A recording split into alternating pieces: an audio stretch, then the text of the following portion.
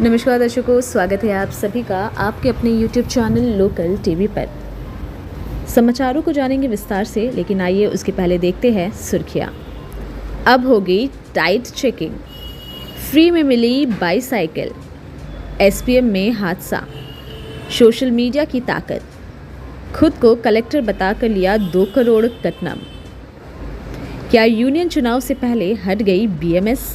तो आइए अब देखते हैं समाचारों को विस्तार से। ये SP साहब है। आज इन्होंने एक प्रेस वार्ता बुलाई। प्रेस वार्ता में इन्होंने साफ साफ कह दिया कि अब से पूरे ज़िले में गाड़ियों की बड़ी सख्ती से चेकिंग की जाएगी।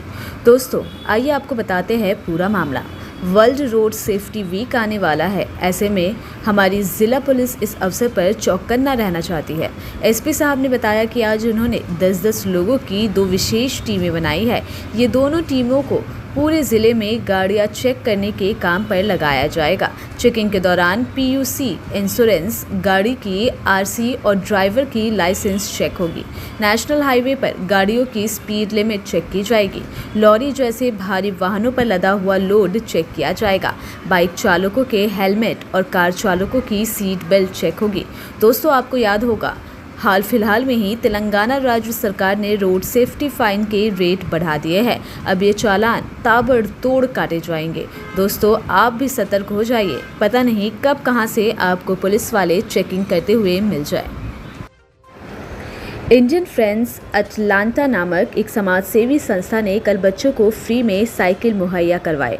ये खबर दही गांव के पास मौजूद चिन्ना रासपल्ली के ZP स्कूल की है। इस कार्यक्रम में समाजसेवी संस्था के सदस्यों ने हमारे जिला के शिक्षा अधिकारी अशोक जी को भी बुलाया।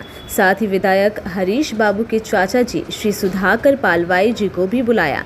नई साइकिल पाकर बच्चे बड़े खुश दिखाई दिए। वहीं DEO अशोक जी ने भी संस्था के सदस्यों को ढेर सारा धन्यवाद दिया। आज SPM में एक एक्सीडेंट हो गया। उत्तर प्रदेश से आए कॉन्ट्रैक्ट वर्कर आनंद श्रीवास्तव आज 3 नंबर पेपर मशीन में काम कर रहे थे। तभी अचानक उनका दाहिना हाथ मशीन में जाते जाते बच गया। इससे पहले कि दुर्घटना बढ़ जाती, तुरंत मशीन रोककर आनंद का हाथ बाहर निकाला गया। हाथ बाहर आते ही आनंद को तुरंत एक प्राइवेट अस्पताल में इलाज के लिए भर्ती कर दिया गया। सोशल मीडिया की ताकत देखिए दोस्तों। इस बच्चे का नाम वेंकटेश बतीनी है। ये कल सुबह घर से गायब हो गया था। इसका घर पेट्रोल पंप इलाके में विवेकानंद जूनियर कॉलेज के पास है। गायब होते ही इसके घर वालों ने सोशल मीडिया में इसकी तस्वीर शेयर कर दी। मुफखम अहमद और MA वसीम सरीखे कागज नगर के बड़े बड़े सोशल मीडिया इन्फ्लुएंसरों तुरंत इस बच्चे की तस्वीर शेयर करना शुरू कर दिया। भगवान की कृपा रही और बच्चा शाम 8, साढ़े 8 के करीब तुरंत मिल गया। इसके परिवारजनों ने इसके मिलने की पुष्टि कर दी है। बच्चा काफ़ी डरा हुआ है। बाकी जानकारी अभी साझा नहीं हुई है। एक से बढ़कर एक किस्से आजकल सुनने को मिल रहे हैं। ताज़ा समाचार ऐसा है जहां एक व्यक्ति ने अपने ही दामाद पर केस कर दिया। मसला ऐसा हुआ कि खम्मम का रहने वाला संदीप कुमार मैट्रिमोनी वेबसाइट के जरिए अपने यहाँ की लड़की से मिलता है। संदीप ने बताया कि उसने हाल फिलहाल में ही UPSC एग्ज़ाम पास किया है और जल्द ही कलेक्टर बनने वाला है। कलेक्टर दामाद मिलने की बात सुनते ही ससुर जी फूले नहीं समाए और आनन फानन में संदीप का रिजल्ट चेक करके अपनी बेटी की शादी संदीप से करवा दिए। शादी के बाद कुछ वक्त बीता और संदीप ने कहा कि वो ट्रेनिंग के लिए जा रहा है। ट्रेनिंग में जाने से पहले उसने कलेक्टर होने के नाते 2 करोड़ का कटनम मांग लिया। अब ससुर क्या करे? ऐसा दामाद भी बार बार नहीं मिलता। ससुर ने बड़ी मुश्किल से 2 करोड़ जुगाड़ करके संदीप को कटनम दे दिए। कुछ साल बाद संदीप घर वापस आया और अपनी पत्नी से कहने लगा कि कलेक्टर की जॉब में बहुत रिश्वतखोरी है।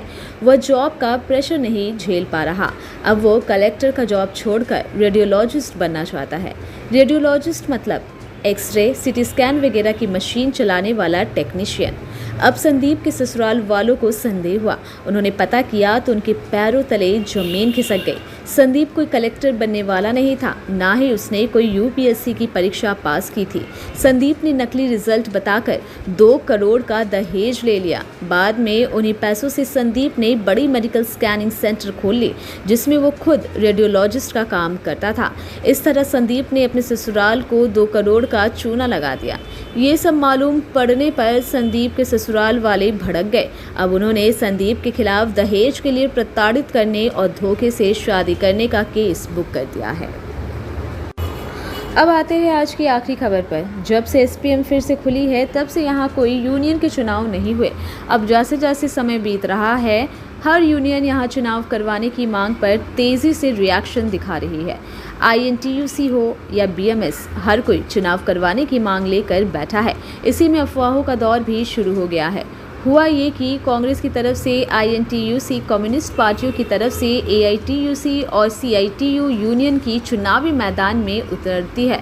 वहीं भारतीय जनता पार्टी के साथ ही संगठन के रूप में आरएसएस की मजदूर इकाई बीएमएस यूनियन चुनाव में उतरती है।